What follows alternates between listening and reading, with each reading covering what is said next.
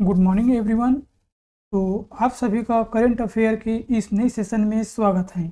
तो आज है दोस्तों 25 अक्टूबर और 25 अक्टूबर से रिलेटेड हम 100 एमसीक्यू करेंगे। मतलब जो 25 अक्टूबर है दोस्तों, उससे बनने वाली जो मोस्ट इम्पॉर्टेंट क्वेश्चन रहेगा उसको आज हम हल करेंगे, जिसमें लगभग आपका 100 प्लस क्वेश्चन रहेगा दोस्तों। क्योंकि इसमें तो 12 क्वेश्चन हैं, लेकिन हर प्रश्न के अंदर इसमें 10-10 क्वेश्चन मैं ऐड किया हूँ दोस्तों। तो आपका जो टोटल क्वेश्चन रहेगा 100 से लेकर 120 क्वेश्चन तक रहने वाला है। तो इस सेशन को आप अंत तक देखिएगा ताकि आपको अपने एग्ज़ाम के लिए ज़रूर सफल मिल सके दोस्तों। और ये जो हमारा पेज है दोस्तों, एनटीपीसी और एसएससी जीडी के लिए हमारा टारगेट है।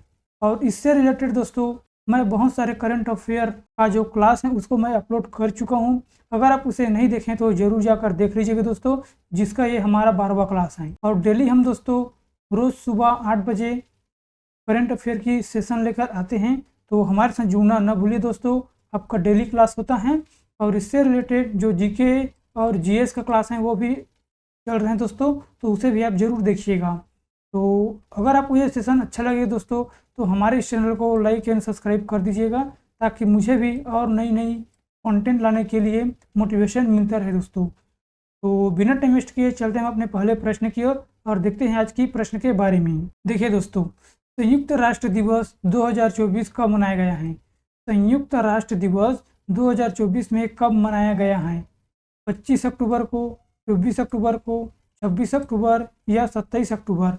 तो बताइए दोस्तों इसका राइट आंसर। इसका राइट आंसर है ऑप्शन नंबर बी, 24 अक्टूबर को मनाया गया है संयुक्त राष्ट्र दिवस।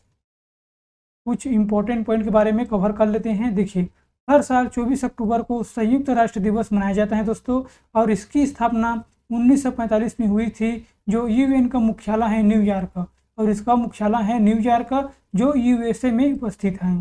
और संयुक्त राष्ट्र की स्थापना 24 अक्टूबर 1945 में उस वक्त की गई थी जब संयुक्त राष्ट्र चार्टर एक्ट लागू हुआ था। इसमें भारत सहित 49 अन्य देशों ने संयुक्त राज्य अमेरिका के साथ संयुक्त राज्य चार्टर पर हस्ताक्षर किए थे।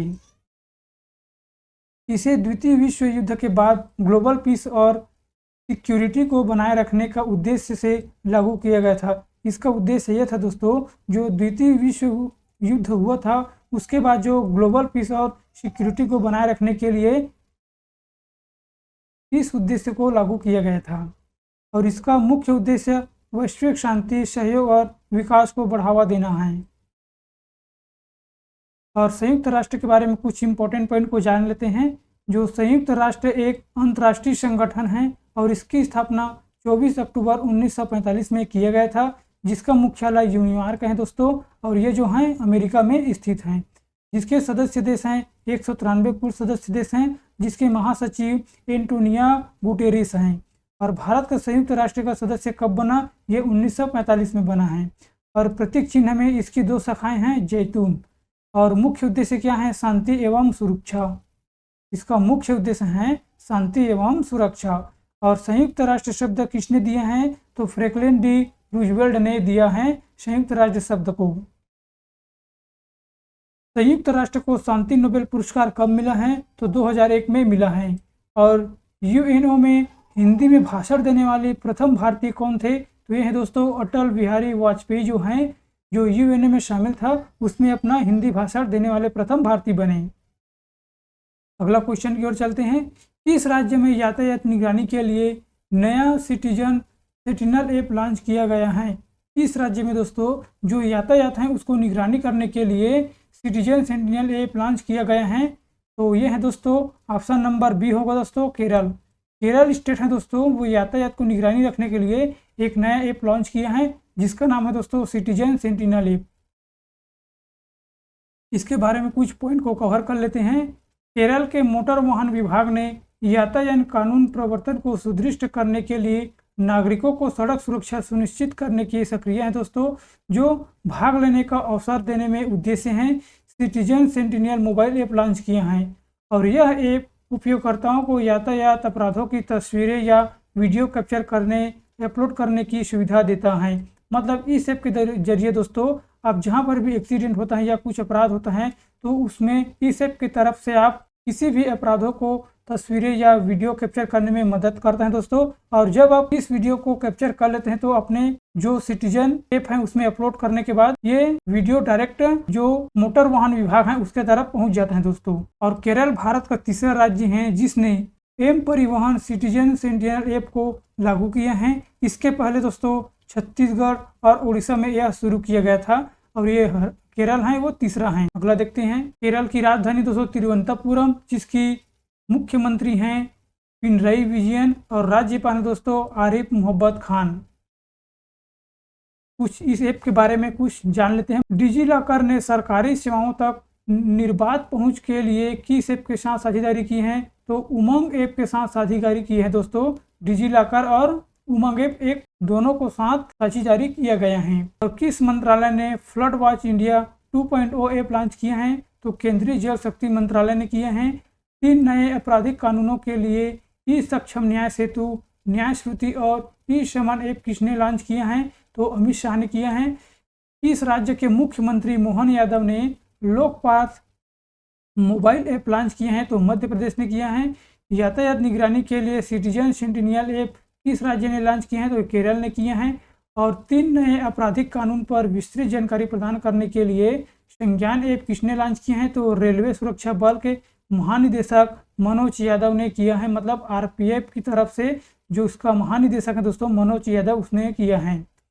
और भारतीय नागरिक के लिए सुरक्षित और कानून प्रवास को बढ़ावा देने के लिए पुनर्निर्मित ई माइक्रोविट V2.0 वेब पोर्टल और मोबाइल ऐप का उद्घाटन कहाँ किया गया है? किसने किया है? तो एस जयशंकर ने किया है। ऐप एनसीआरबी आपराधिक कानूनों और संकलन किसने लॉन्च किए हैं? तो राष्ट्रीय अपराध रिकॉर्ड ब्यूरो मतलब एनसीआरबी ने किया है। साथ ही 2.0 पर्सनल फाइनेंस ऐप लॉन्च किए हैं। किसने किया है? मतलब भारतीय प्रतिभूति और विनिमय बोर्ड द्वारा इस ऐप को लॉन्च किया है, मतलब सेबी द्वारा लॉन्च किया गया है।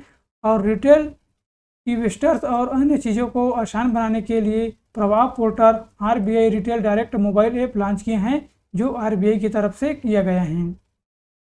अगला क्वेश्चन की ओर चलते हैं। दलित उप कोटा लागू करने वाला पहला राज्य कौन सा है? दलित उप कोटा लागू करने वाला पहला राज्य कौन सा बना है?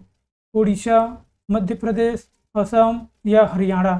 तो इसका राइट आंसर दोस्तों ऑप्शन नंबर डी, हरियाणा पहला राज्य बना है। कुछ पॉइंट कवर कर लेते हैं। हरियाणा दलित समुदाय के लिए उप कोटा लागू करने वाला पहला राज्य बन गया है जिसमें अनुसूचित जातियों का उप वर्गीकरण किया गया है। यह निर्णय सुप्रीम कोर्ट के अगस्त 2023 के उस फैसलों के बाद लिया गया है जिसमें राज्य को SC, ST और समुदायों को विभाजित कर आरक्षण देने की अनुमति दी गई थी। हरियाणा के इस फैसले को उद्देश्य वंचित, अनुसूचित जातियों और अनुसूचित जनजातियों के रोजगार क्षेत्रों में कम प्रतिनिधित्व को सुरक्षा सुधारना है। इसके तहत सरकारी नौकरियों और शिक्षा में अनुसूचित जातियों के लिए 20% आरक्षण निर्धारित किया गया है। कितने परसेंट? 20% आरक्षण निर्धारित किया गया है सरकारी नौकरी और शिक्षा में। हरियाणा की राजधानी है दोस्तों चंडीगढ़, जिसका मुख्यमंत्री है नायब सिंह सैनी और राज्यपाल है बंडारू दत्तात्रेय। कुछ हरियाणा के करंट अफेयर के क्वेश्चन के बारे में जान लेते हैं। 2024 में पहली बार वैश्विक महिला कबड्डी लीग की शुरुआत कहाँ हुई है? तो ये हरियाणा में हुई है दोस्तों। और एनटीपीसी किस राज्य में ग्रीन चारकोल संयंत्र स्थापित करेगी? ये हरियाणा में करेगी। और 5000 युवाओं को नौकरियां प्रदान करने के लिए IT सक्षम युवा योजना को शुरू किया है, तो हरियाणा ने किया है। हरियाणा ने GDP में किस राज्य को पीछे छोड़ दिया है? तो पंजाब ने दोस्तों। जो हरियाणा में प्रति व्यक्ति आय 2024 में पंजाब के 106.7% तुलना में 176.8% हो गई हैं। और हरियाणा उच्च न्यायालय के मुख्य न्यायाधीश कौन बने हैं? तो न्यायमूर्ति सील नागू। और हरियाणा सरकार के नव अतुलनीय वर्ष एक नए एवं जीवन हरियाणा का उदय शीर्षक नामक पुस्तक का विमोचन किसने किया है? तो उपराष्ट्रपति जगदीप धनखड़ ने किया है। वन मित्र योजना का उद्घाटन किसने किया है? तो हरियाणा ने किया है दोस्तों। और बॉक्सिंग सब जूनियर नेशनल चैंपियनशिप किसने जीती है? तो हरियाणा ने जीती है, जिसने 19 पदक जीते हैं। और महिलाओं में स्तन कैंसर की शीघ्र पहचान और रोकथाम के उद्देश्य से सवेरा कार्यक्रम का उद्घाटन किसने किया है? देखिए, इसको याद रख लेना है। इस कार्यक्रम का नाम है सवेरा। इसका उद्घाटन किसने किया है? हरियाणा के पूर्व मुख्यमंत्री मनोहर लाल खट्टर ने किया है। और भारत अंतर्राष्ट्रीय विज्ञान महोत्सव 2023 किस राज्य में शुरू हुआ था? तो ये हरियाणा में हुआ था। अगला क्वेश्चन की ओर बढ़ते हैं। अक्टूबर 2024 में दुनिया की सर्वोच्च रैंक वाली भारतीय टेबल टेनिस खिलाड़ी कौन बनी है? अक्टूबर 2024 में दुनिया की सर्वोच्च रैंक वाली भारतीय टेबल टेनिस खिलाड़ी कौन बनी है?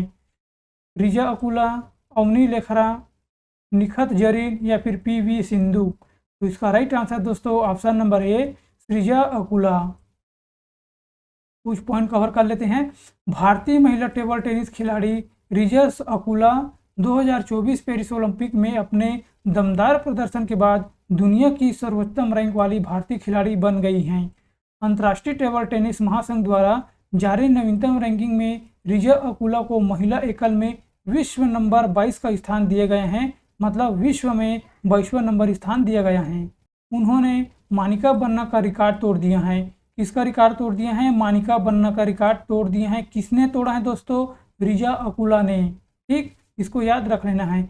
जिन्होंने एकल स्पर्धा में अपने करियर में सर्वश्रेष्ठ विश्व में 24 रैंक हासिल की थी। जो मनिका बन्ना है दोस्तों वो 24 रैंक हासिल की थी, लेकिन जो रिजा अकुला हैं वो 22वां रैंक हासिल किया है। तो इसलिए मनिका बन्ना का रिकॉर्ड तोड़ दिया गया है। और केवल 2 भारतीय टेबल टेनिस खिलाड़ी हैं, रिजा अकुला और मनिका बन्ना, एकल स्पर्धा में शीर्ष 25वां विश्व रैंकिंग में अपनी जगह बना पाई हैं। अंतर्राष्ट्रीय टेबल टेनिस का महासंघ देखते हैं। अंतर्राष्ट्रीय टेबल टेनिस महासंघ पुरुषों और महिलाओं की टेबल टेनिस की विश्व शासी निकाय हैं, जिसकी स्थापना 1926 में किया गया था, जिसका मुख्यालय दोस्तों लॉजेन स्विट्जरलैंड है। तो इसकी राष्ट्रपति हैं पेट्रा सोरलिंग। अगला देखते हैं खेल पुरस्कार के जो मोस्ट इंपॉर्टेंट क्वेश्चन उसको हम रिवीजन कर लेते हैं दोस्तों। इससे पहले मैं करा चुका हूं, लेकिन हम इस बार में फिर रिवीजन कर रहे हैं। पेरिस ओलंपिक 2024 की पदक तालिका में भारत ने कौन सा स्थान हासिल किया है? तो 71वां हासिल स्थान किया है दोस्तों, जिसमें कुल पदक 6 हैं। पहला स्थान यूएसए का है जो कुल पदक 126 जीता है। और 133वें डुंड्रप कप 2024 विजेता कौन है? तो थान ईस्ट यूनाइटेड फुटबॉल क्लब हैं। और आईसीसी पुरुष T20 विश्व कप 2024 की विजेता कौन बना है? तो जो भारत बना है दोस्तों, जो दक्षिण अफ्रीका को हराकर। और इंडियन प्रीमियर लीग 2024 की विजेता कौन बना है? कोलकाता नाइट राइडर्स बना है दोस्तों, जिसका उप विजेता है सनराइजर हैदराबाद। और 2024 थॉमस और कुपेर कप विजेता कौन है? तो चीन है। और महिला प्रीमियर लीग 2024 के विजेता रॉयल चैलेंज बेंगलोर हैं। और चौथी बार यूरोपीय फुटबॉल चैंपियनशिप किसने जीते हैं? तो स्पेन ने जीते हैं। लाल लीगा 2023-24 36वीं बार किसने जीती हैं? तो रियल मैड्रिड ने। और रणजी ट्रॉफी 2024 किसके नाम है दोस्तों? तो ये मुंबई के नाम पर हैं। 15वें आईसीसी अंडर 19 विश्व कप 2024 एक दिवसीय किसके जीता है? तो ये ऑस्ट्रेलिया ने जीता है। अगला क्वेश्चन देख लेते हैं। कोयला मंत्रालय के सचिव का पदभार किसने ग्रहण किया है? कोयला मंत्रालय का सचिव का पदभार किसने ग्रहण किया है? सुशील कुमार, राजीव सिन्हा, विक्रम देवदत्त, मुकेश राठौर। इसका राइट आंसर दोस्तों option number C, Vikram Devdutt. कोयला मंत्रालय के सचिव का पदभार श्री विक्रम देवदत्त ने ग्रहण किया है। विक्रम देवदत्त ने पीएल कांता राव का स्थान लिया है। किसका स्थान लिया है? पीएल कांता राव का स्थान लिया है। मतलब इसके पूर्व में कौन थे? पीएल कांता राव थे। लेकिन इसके बाद दोस्तों श्री विक्रम देवदत्त ने पद को संभाला है, जो वर्तमान खान मंत्रालय के सचिव हैं। और वे कोयला मंत्रालय का अतिरिक्त प्रभार भी संभाल रहे हैं। भारत सरकार के कोयला एवं खनन मंत्री श्री जी किशन रेड्डी हैं। खनन मंत्री कौन है? श्री जी किशन रेड्डी हैं। 8वां क्वेश्चन देख लेते हैं। बंगाल की खाड़ी में उठे चक्रवाती तूफान दाना का नामकरण किस देश ने किया है? बंगाल की खाड़ी में उठे चक्रवाती तूफान जो दाना नाम है दोस्तों, उसको दाना का नामकरण किस देश ने किया है? बांग्लादेश, भारत, कतर या फिर पाकिस्तान? तो इसका राइट आंसर है दोस्तों option number C, Qatar. Qatar ने दोस्तों दाना नाम को चेंज करके दाना किया है। अगला क्वेश्चन देखते हैं। कुछ पॉइंट के बारे में कवर कर लेते हैं।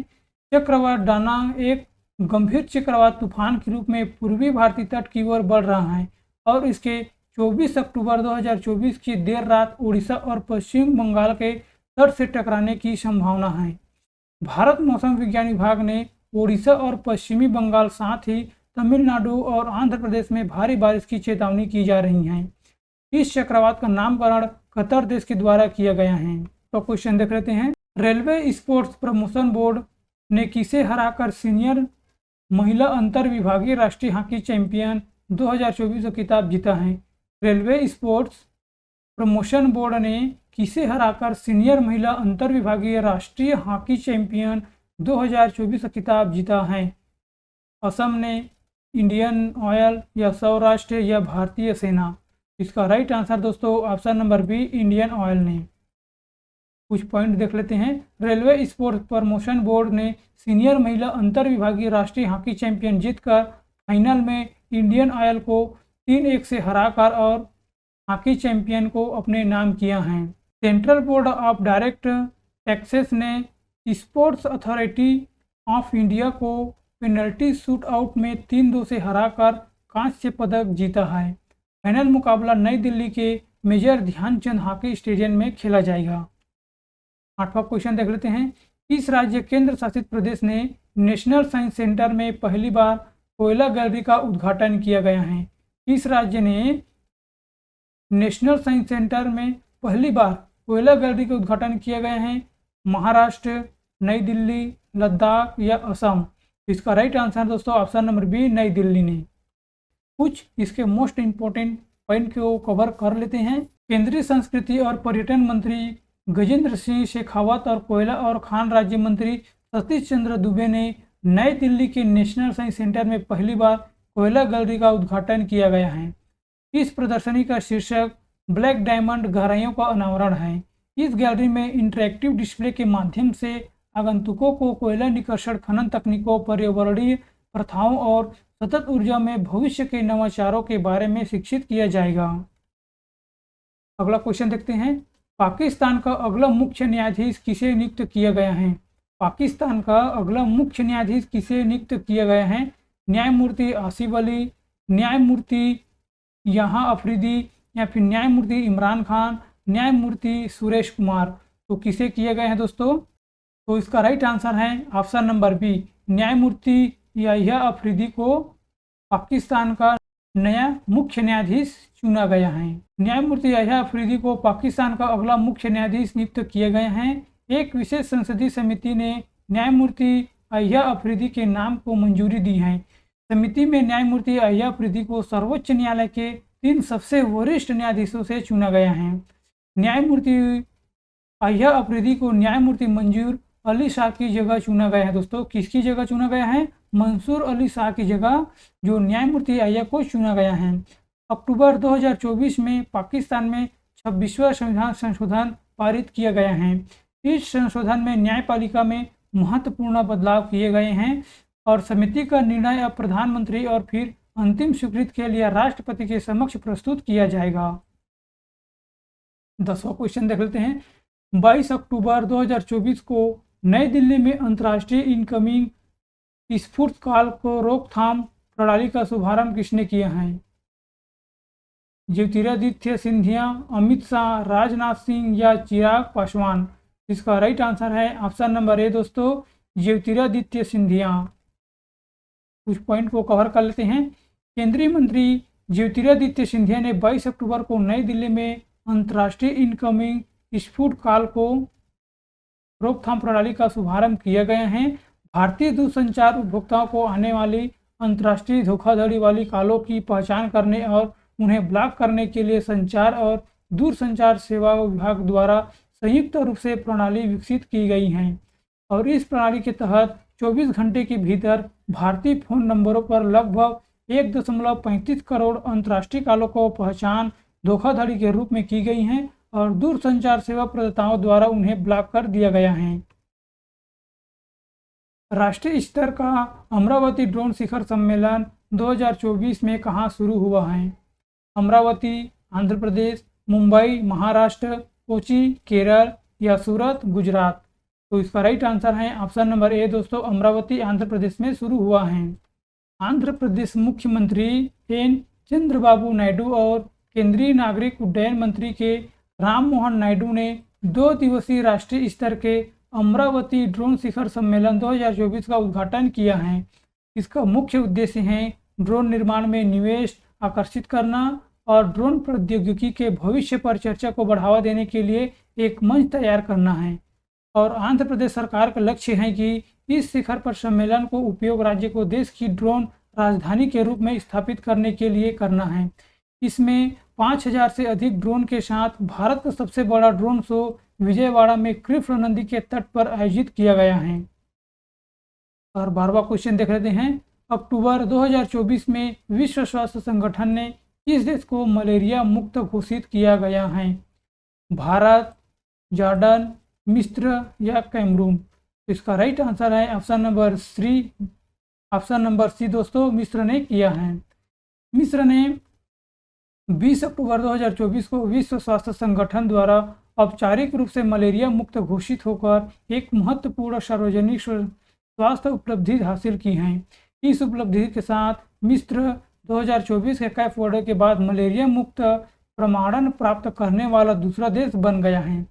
विश्व स्वास्थ्य संगठन का मुख्यालय जिनेवा है, जो स्विट्जरलैंड में स्थित है, और इसकी स्थापना 7 अप्रैल 1948 में किया गया था, और जिसका महानिदेशक हैं टेड्रोस एडनोम घेब्रेयेसस।